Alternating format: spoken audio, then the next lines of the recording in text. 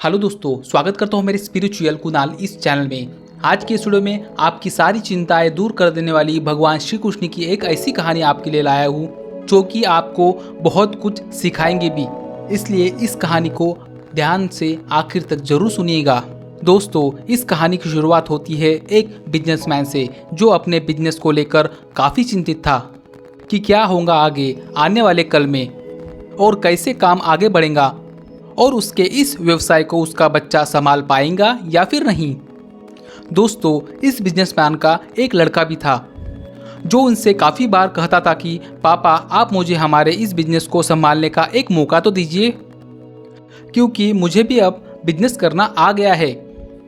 लेकिन उस बिजनेसमैन ने अपने बेटे को कभी भी मौका नहीं दिया। दोस्तों, एक दिन उस बिजनेसमैन को दिल का दौरा पड़ जाता है और उसके चलते उस बिजनेसमैन को हॉस्पिटल में भर्ती किया जाता है। जैसे ही यह खबर उसके लड़के को पता चलती है, वह लड़का दौड़ते हुए हॉस्पिटल में आता है। बेटा हॉस्पिटल में पहुंचने के बाद उसने देखा कि पापा अभी एडमिट है और डॉक्टर ने उससे कहा कि आपके पापा अभी थोड़ा ठीक है और धीरे धीरे करके वह रिकवर हो जाएंगे। फिर उस लड़के ने एक दोस्त को कॉल करके वहाँ बुलाया, आता है और उससे पूछता है, क्या हुआ भाई। बिजनेसमैन के लड़के ने अपने दोस्त से कहा कि मेरे पापा को दिल का दौरा पड़ा है और उन्हें हॉस्पिटल में एडमिट किया हुआ है। उसके बाद वह बिजनेसमैन का लड़का अपने दोस्त से कहता है कि चल ना जरा बाहर होके आते हैं, बहुत देर हो गई इधर। और फिर वह दोनों हॉस्पिटल के बाहर चले जाते हैं। जब वह दोनों हॉस्पिटल के बाहर आते हैं तो उन्हें एक आइसक्रीम की दुकान मिलती है।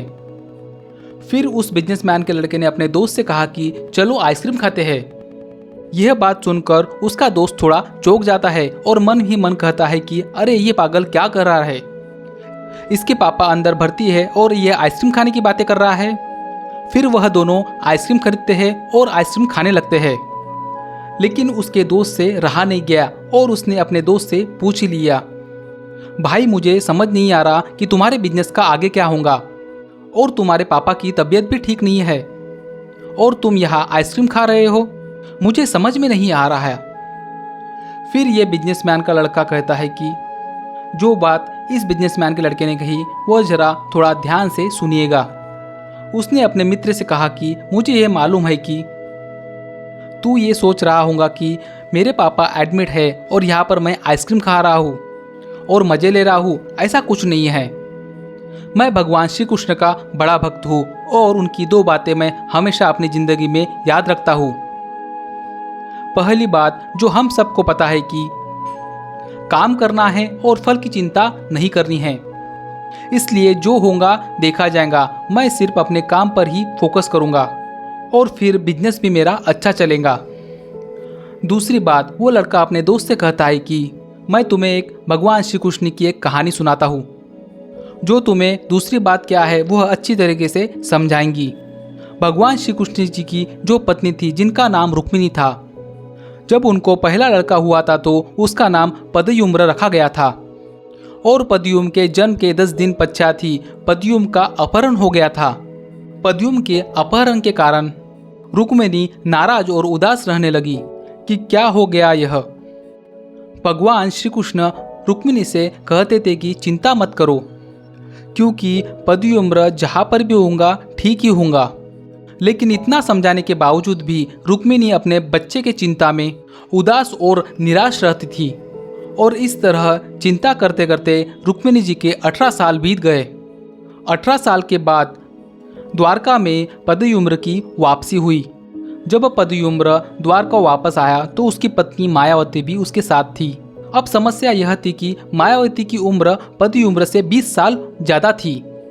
वहाँ रुक्मिणी पहले तो खुश हुई कि बच्चा वापस आ गया और फिर से दुखी होगी क्योंकि उसके लड़के ने इतने बड़े लड़की से शादी की। इसलिए रुक्मिणी फिर भगवान श्री कृष्ण को जाकर कहने लगी कि ये क्या हो रहा है मेरे साथ। फिर भगवान श्री कृष्ण जी ने माँ रुक्मिणी से कहा कि जो हो गया उसको स्वीकार करो और आगे बढ़ो और चिंता मत करो। माँ रुक्मिणी ने अपने लड़के से कहा कि तुमने अपने से बड़ी लड़की से शादी क्यों की, तुम्हें और लड़कियां नहीं मिल रही थी क्या। इस पर पदयुम्र ने कुछ नहीं कहा, लेकिन माँ रुक्मिणी इस बात को पचा नहीं पा रही थी। इसके कारण माँ रुक्मिणी 8 साल तक दुखी और निराश रही।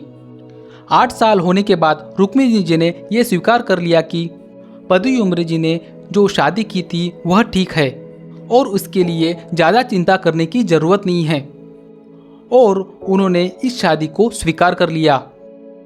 दोस्तों, एक तरीके से माँ रुक्मिणी जी ने अपने ज़िंदगी के 26 साल उदासी में बिता दिए।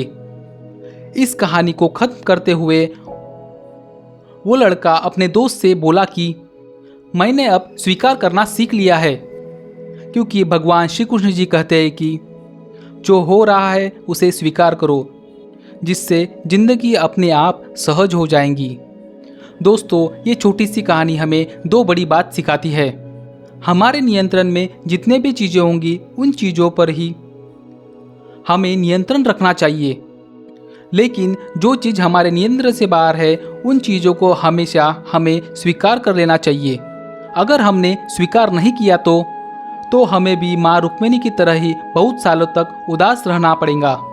दोस्तों, यह कहानी आपको कैसे लगी कमेंट्स में ज़रूर बताएं, और मेरे चैनल पे नए हो तो मेरे इस चैनल को लाइक और सब्सक्राइब करना ना भूलिएगा।